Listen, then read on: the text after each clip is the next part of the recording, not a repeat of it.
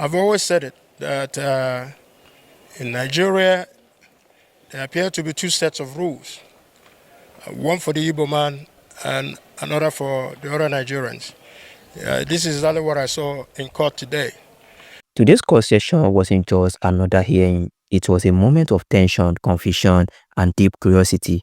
Inside the Federal High Court in Abuja, the atmosphere was thick. Nnamdi Kanu, the detained leader of the indigenous people of Biafra, stood once again before Justice James Omotosho. But this time, something unexpected happened. He wasn't ready to speak, not because he didn't want to, but because he said the Department of State Service, the DSS, had refused him a chance to file his defense, and what happened next shocked everyone in the courtroom. Stop that rubbish! You don't know law! You don't know law! Your own constitution you don't respect. You bring God to judgment you don't respect. That's why we in the court. Why we in the court of law, I ask? Let's take it back a bit. This same week, Justice Omotosho had given Nnamdi Kanu what he called a final opportunity, a last chance to open his defense in his long-running terrorism trial. It was a case that has stretched for years, one that began in 2015, tied to accusation of violent secessionist activities and the push for Biafra's independence. The Nigerian government closed its case months ago, presenting 5 witnesses, but Kanu insisted there was nothing to defend, arguing that the charges were filed under repealed terrorism law. Still, the judge made it clear you have a case to answer. Now, fast forward to today. The court was packed when the case was called. Kanu stood and made an emotional appeal. He said, "My lord, I have a process here to file, which I have not been allowed for the last 3 days. The courtroom fell silent. He alleged that DSS officer, the same people guiding him, had refused him access to file his documents. Then, in a rare moment, Justice Omotosho turned directly to the DSS officer in the court demanding an explanation. One of them stood up and gave a response that only deepened the confusion. He claimed Kanu had delayed filing and that there were protocol issues around this movement. According to him, a formal letter from Kanu legal consultants was required before they could let him file any process in court. But Kanu quickly interrupted, clearly frustrated. He said the officer wasn't telling the truth, that on Wednesday, when he tried to file the process, the DSS told him to leave, promising to bring him back the next day, which never happened. At this point, the back and forth was getting heated, and the prosecution counsel, Adegboyega Awomolo, tried to calm the tension by asking the judge for a short stand down, basically 1 hour break, to allow Kanu to finally file his defense. The judge agreed. He ordered the officers of the court registry and the commissioner for oath to bring their stamp into the courtroom immediately, so Kanu could file right there and then. For the first time, the court registry itself temporarily moved inside the courtroom just to make sure Kanu rights were not denied. It was a rare moment, one that showed how sensitive and perhaps how complicated this entire case has become. Justice Omotosho didn't stop there. He went further to order that from now on, whenever Kanu is the one signing or depositing to a document, court officials should be allowed to go directly into the DSS facility with the court stamp to complete the process. In other words, no more excuses. He made it clear the defense must go on.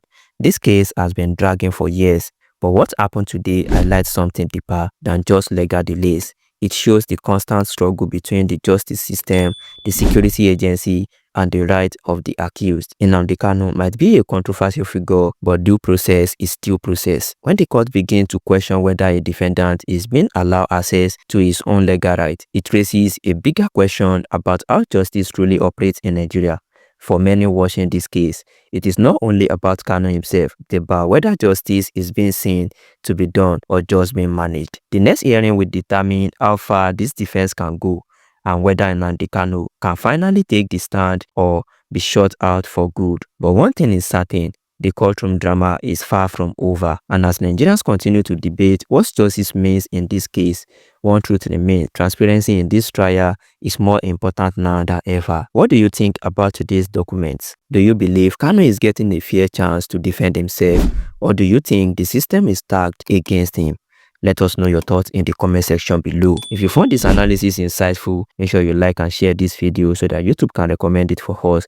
And if you are just coming across this YouTube channel for the first time, make sure you subscribe to Fem TV today for more political breakdowns. What happened in court today, for me, continues to be travesty of justice.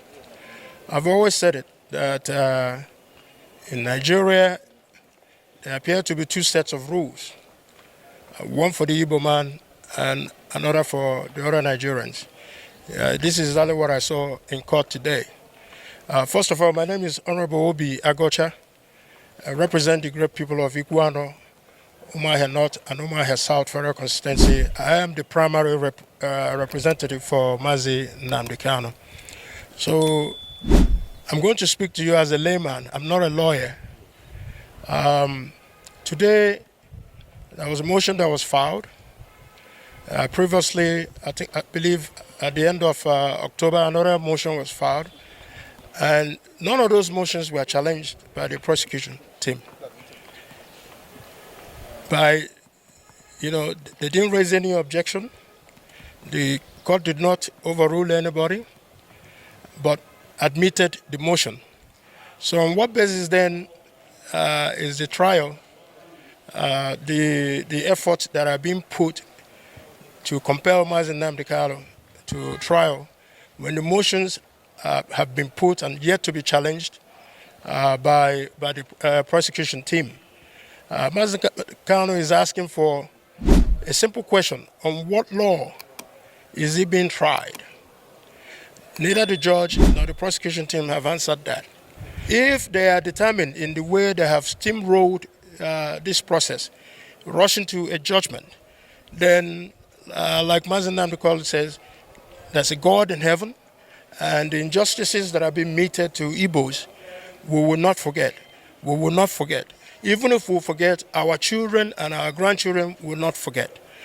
Because it's important that everybody notes it, especially Mr. President, that in order for him to consolidate his goodwill for 2027, start with how he handles the matter of Nnamdi Kanu.